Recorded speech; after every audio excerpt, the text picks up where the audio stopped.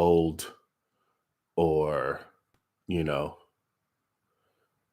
like far, or even when you meet someone like that is remotely okay, it's like,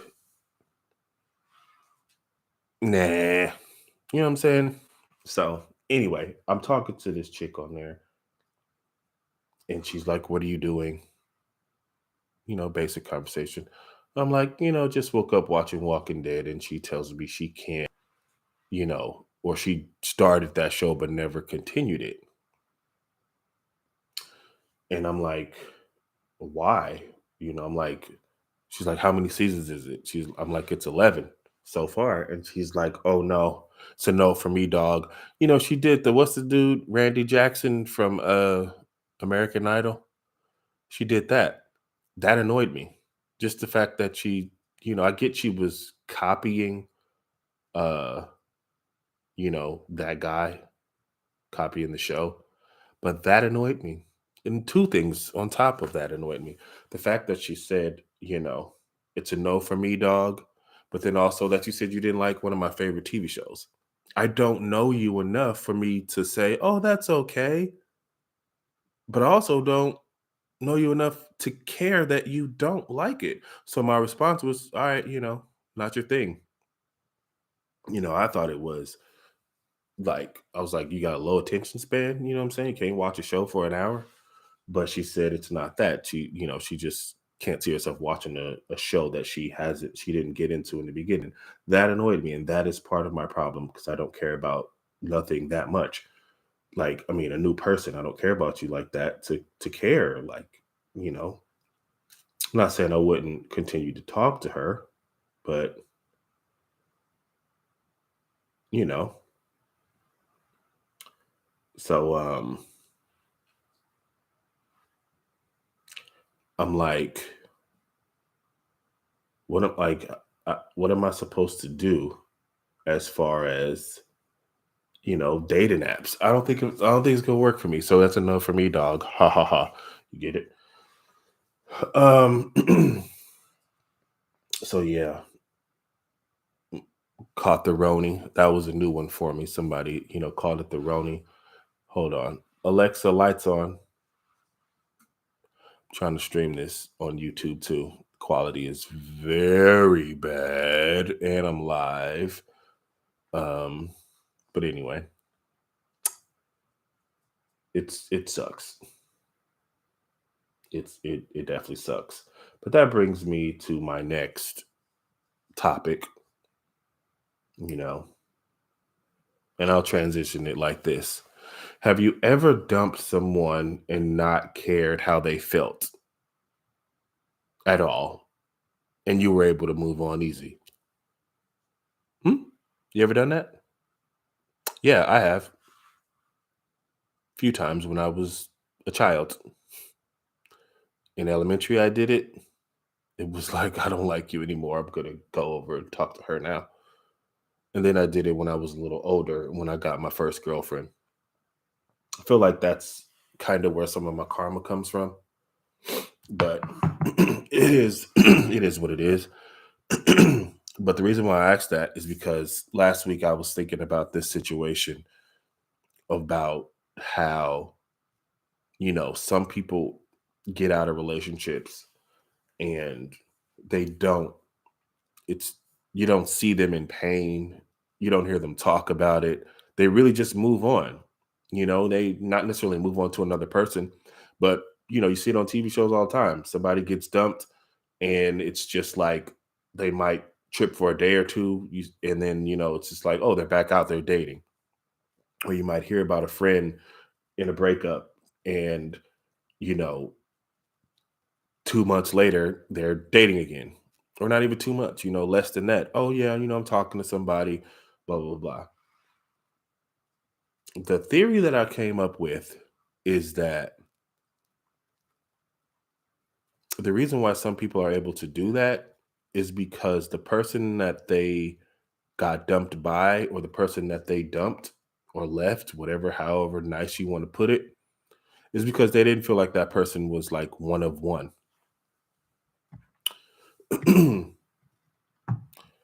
they did not feel like that person was a one of one. That's why you're able to just be done with somebody. It's because you're not looking at this person as, you know, like somebody you lost or something you can't just get again. You're looking at it like something you can find at the grocery store. You can just go buy it again. You go pick up a bunch of them to make sure you're never without. And that's not how I love. I feel like each person who I've lost was a one, like a goddamn, Pokemon card. And if not one of one, you know what I'm saying? Like at least one of 15, there might be 10 of you, but that's still hard to find, right? But I think the reason why some people are able to move on and just be straight and be cool is because you didn't look at that person as nobody else, is like you. And I don't mean like, oh, similarities. I mean like literally like there's nobody else, that can make me feel the way that you do, that can do the things that you do. And, you know, let me pause this just for a second.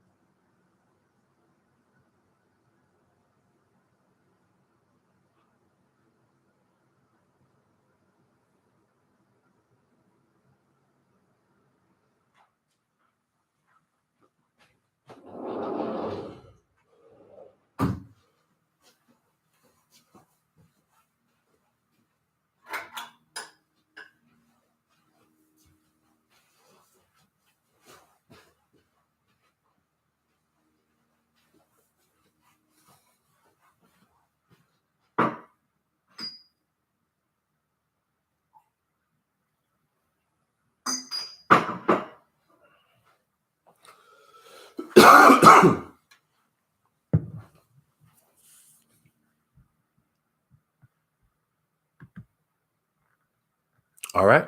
We back recording? Yeah, my bad. So anyway, yeah. I just feel like there's like, and everybody's different. You know what I'm saying? Like everybody is obviously different. Everybody feels a certain way about, you know, another person and things like that.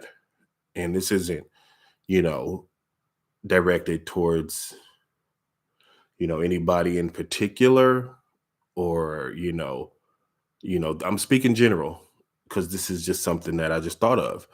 Like I'm thinking of like when I've known friends that have, gotten out of relationships and maybe they just didn't show me how sad they were or how they were feeling, and not saying like, oh, people got to be strong or nothing like that.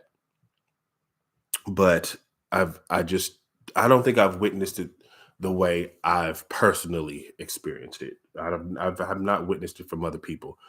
Like when I broke up with, you know, and this is something I don't really talk about, but when I broke up with my son's mom, well, when we broke up, you know, we'd had a lot of love, but it had been ending for a while. And when it was finally really over, what triggered inside me was I I don't know how to have feelings for you anymore because I didn't realize how hurt I was. It was like I had already started seeing somebody because we had kind of been broken up for almost like 3 months, 4 months maybe. But when I knew that it was really done, and she had moved on, it was like I didn't even know how to hug her anymore. Like my whole like I completely, was, you know, turned off. And yet, oddly enough, we still had a kid together after all of this, but it wasn't the love that you feel in a relationship was gone, you know. And it wasn't even on some "ooh, I'm horny, let's hump" type stuff. It was, I guess you could say, it was a different type of love. You know, we had already talked about having a child together anyway. We had names already. So it was like I was still able to fulfill that future, even though I did not have real love for her anymore. But, it was kind of a controlling your destiny kind of thing. So my son was an amazing, gift and blessing, period. Because the fact that I didn't have those type of feelings for her anymore, and yet we still wanted to do that, you know, could have easily been like, nah, I'm cool, like, but I didn't completely lose feelings to where I no longer ever want to see her again. Anyway, that's enough of that. But, in another situation, I tripped off this chick for probably like a year. You know what I'm saying? When she told me she didn't, no longer want to, be in a relationship with me, and it's just like I didn't want anybody else, and this was when I was like out there. So, I was kind of like, I don't want nobody else, but I'm gonna still go out there and like see people. But it wasn't to like get over her. It was just, hey, I gotta go do my thing then, I guess. But yeah, I think, to be completely honest, like for me, it's like the reason why it's so hard for me to like completely move on is because I don't feel like there's a lot of one of ones. That's the thing. It's not a lot of one of ones for me. Like I like rare, you know, to be completely honest, this is something that I told, the woman that I, am in love with still to this day. I told her a lot of women to me are corny. And that's just true. I think a lot of women are corny, AF, period. Like just mad corny. Like I feel like they're not their own thinkers, or they're afraid to speak up or afraid to think. I feel like they do trendy things to make people like or care for them or fit in. Um, I feel like they have been so ruined by society that the things that are so important to them are like not even what's really important to them. So, I was even talking to my son about this. Like, it's like a girl, unless I can see the genuine love for something, like a lot of times, you might see girls who are like super into like, or seem like they're super into like anime or like Marvel or DC or something like that. It seems like they just kind of jumped on a bandwagon, not really into it. They just like it because it's popular at this time and they know guys like it. Because I remember even like with sports back in the day, and I don't know when it changed, but back in the day, girls were not into sports the way they were now. And it's okay that they are now. Like that's totally fine. But I remember it was literally like an ongoing joke about, or ongoing theme, that women got annoyed when their man just wanted to sit back and watch sports. Now it's just like you got women who are super fans. And it's just like, it's not for me to judge. I don't know what you're really liking about sports, but just like you really that into watching basketball, you're really that into watching football. But, hey, my grandmother is super into it. You know, she won't miss a Warriors game. So that's amazing, right? So again, I'm not trying to judge, but that's just how I feel. I feel like a lot of women, are corny. I feel like They're one of 1,000, one of a million, you know. But the women who I fall for the most part, are one of one. There's nobody else like you. Like, it's just, that's what I like. I like the rarities. And the reason why I can say I don't think a lot of people feel that way is because of how, people just get over people and just move on. And maybe I'm not a one of one to some people. You know what I mean? I feel like I'm really different. I feel like the things that I bring to the table, you know, aren't necessarily, you know, monetary riches, but very valuable. I feel like I'm very loyal. I'm very, sincere. I'm honest. You know, I feel like I'll do the things that you want me to do, and I'll do them unselfishly, and I'll do them for you. And I'll do them for myself because it's what's actually genuinely making me smile, making me happy. That's how I was in my last relationship. Like, it's like, you say you want this, I don't know how I'm going to do it. Or if I know how I'm going to do it, I'm just going to do it. If I don't know how I'm going to do it, I'm going to figure it out. And you're going to get it. You know, that's just how I am. You know, I feel like I'm more than a provider. I feel like I'm more than just a wallet or money. I feel like there's just more to me. But again, we don't know. Maybe nobody thinks that about myself, about me. But I felt that that's how I am in relationships. So again, everyone says there's someone out there for me, that's going to love me the way I want them. I'm not that hard to please. I'm really not. I just don't want to be hurt and used.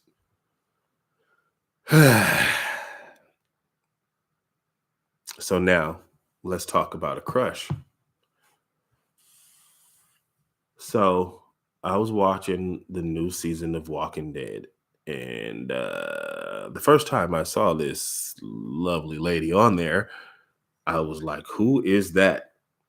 But I don't know. I remember if I looked her up, but I just was kind of like, she's pretty. I kept looking, kept watching, next season, not next season, but next episode, the one I watched this morning, I was like, I gotta see who this is. Margot Bingham. She's right along the lines of my other celebrity crush, Candace Patton. They look similar. They don't look the same. They look similar. Um, but yeah, I had to DM her, with the hey. That's just me. Now, just what if she responded? Would I be ready to have a conversation with a nice, lovely lady? Probably not. Would I be able to have a conversation with her? Of course. Of course I would. But, anyway, that's just me talking. So, yeah.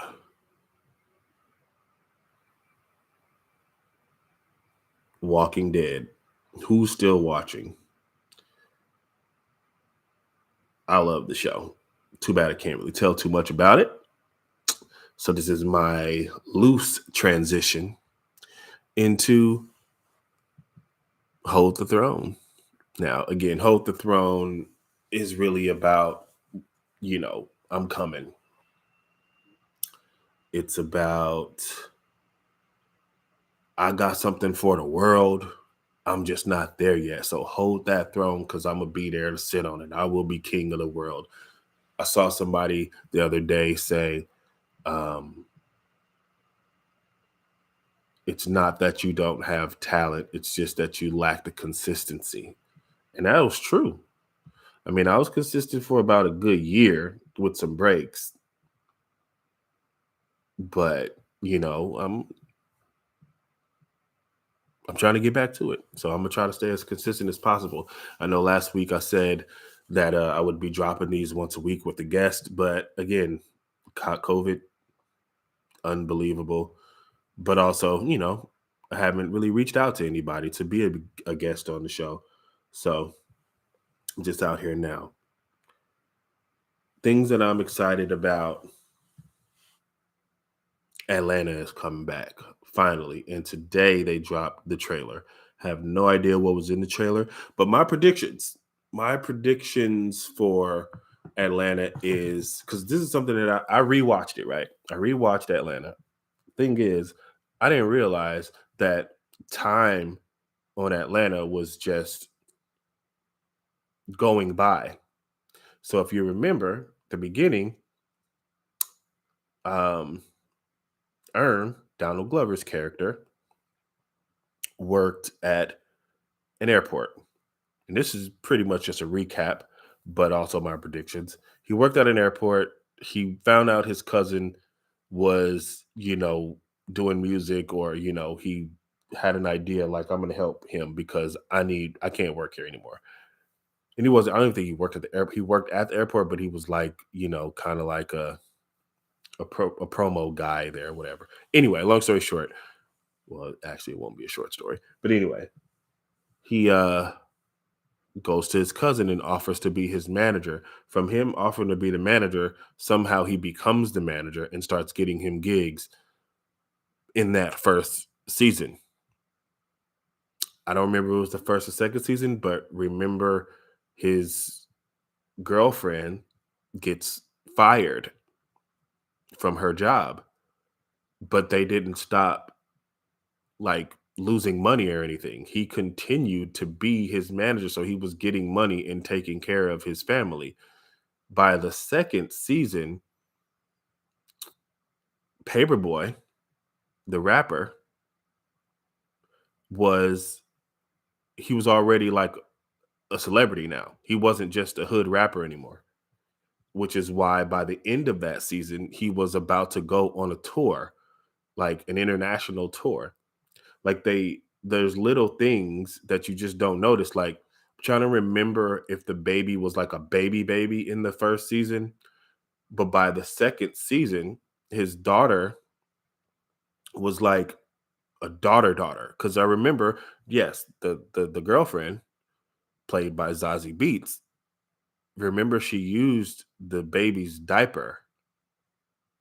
Well, she used the pee from the diaper because that's how she actually ended up getting fired.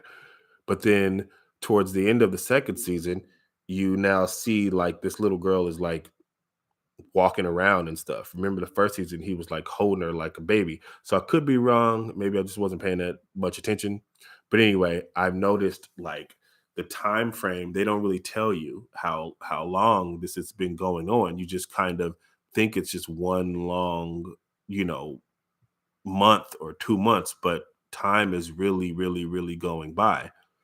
Um, so what I'm thinking in the third season, he's reached like his peak of stardom. Paperboy has reached like his peak of stardom. I don't know if it's going to continue from when they're on the airplane or not, but they're, looks like they're somewhere in Europe. So maybe this is the tour continuing. So what I'm thinking is they're just going to have all the shenanigans happen there, um, in the UK, London, somewhere, and then maybe the fourth season will either be like the downfall, or Donald Glover always says he likes things to end. Maybe somebody will die. Maybe Paperboy is going to be like a martyr, or like a Tupac or something like that, or a Biggie. I hope that doesn't happen, because I don't like endings like that where a person has the great come up and then, you know, like they're just taken out for like a message or something like that. Like I hate when the hero dies at the end of a movie. Like if you've never seen Endgame, you're tripping. But Black Widow, Iron Man, these are people who've been in the franchise for mad long, and then it's just like they it just gets to move on without them. Like I want to see their story after. Like what's wrong? I want to see the afterlife. Afterlife is actually a club in Cyberpunk that I've been playing. But anyway, also we got Genius from Kanye West. Now, everybody's always been a Kanye fan. Not too many people like him now, and that's very understandable. Me, I'm not the type to get invested in people's lives, like their personal lives. I like to focus more on the actual music, unless I'm like a super fan. But also, it's tricky because I'm a super fan of Donald Glover and Childish Gambino, but I just don't really want to know his ins and outs of his life like that. But if he dropped a documentary, of course I'll watch. I'll find out about his wife and kids and family and stuff like that. Kanye West, on the other hand, he's just always been more than his music, even from the beginning. I mean, chronicling him getting his accident. So it's kind of like, yeah, we want to see the story, but he's obviously been, I will just say, a terrible person, misunderstood, terrible person for the past few years. The music has not, to me, been the best, but it's still great production overall. Still definitely better than most stuff that's out. So I'm just very critical in general about music. I still think he's an amazing artist, but this documentary is more appealing than his music and his, most recent, you know, news capturing antics and stuff. The documentary is really good. 3 parts, intrigued from the very beginning, loved it, and it kind of explains everything. The only thing I'm kind of not feeling, but it's nobody's fault, is the guy who was his cameraman wasn't around during, or at least they didn't show it. He wasn't around during like the 808s and heartbreaks. Like, I don't even see Amber Rose in the documentary like at all. And not that it's supposed to be about his relationships and stuff like that, but apparently she helped with that album. And that's my favorite Kanye album, is 808s and Heartbreaks. Of course it is, right? But there's no footage on it. And if there is, it's just like a montage of just going by really quick, and like maybe they show the cover of it. There's no footage of the work he did with I think Life of Pablo, not too much. And then it, kind of glosses over even, the whole Trump era stuff. Like, there's no real, we've seen, what do you call it? We've seen footage and heard him talk about all of that stuff, but it just, there's nothing really there.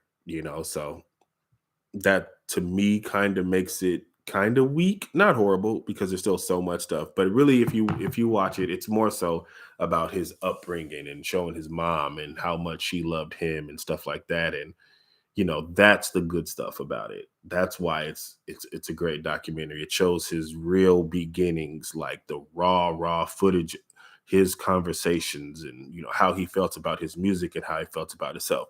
So that's the reason to watch uh Genius by Kanye. And Cootie. Shout out to Cootie, the cameraman, who documented most of Kanye's life. I mean, his rise. Um, so yeah, I would definitely recommend that 100%. Um, I don't really have nothing else to really talk about. Still want guests on my show. Um, if you find this on YouTube, my bad. I pushed go live and it just was spinning, spinning, and spinning and spinning. So you don't get the beginning. You know, get on, the Apple Podcasts and stuff like that, and then you can see everything or hear everything. But this will be on YouTube starting maybe 15 minutes after. I guess I could have refreshed it earlier and made it work, but I was already talking and I was trying to play this game. Thought I would be able to talk and play the video game at the same time, just to kind of be a little bit entertaining. But I can't do that. I don't have the mental know-how, capacity, whatever smart people say. Um, I needed to focus, so I did. But yeah, hopefully I got some more stuff to talk about next week. This is the Dearly Deep and Hold the Throne podcast. Um, yeah, holla at me.